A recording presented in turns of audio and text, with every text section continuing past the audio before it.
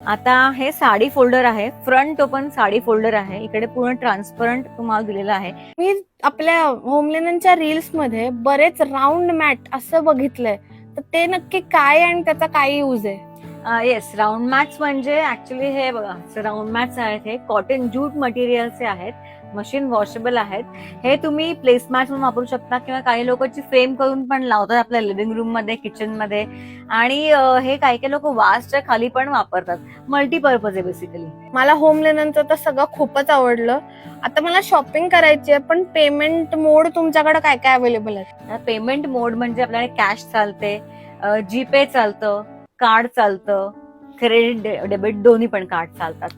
आणि bedsheet घेतल्यावरती fitted पाहिजे असेल करून तर? आता आम्ही काय करतो की फिटेड, तुमची बेडशीट जरी आणून दिली आणि फिटेड करायची असेल तरी मी करून देतो.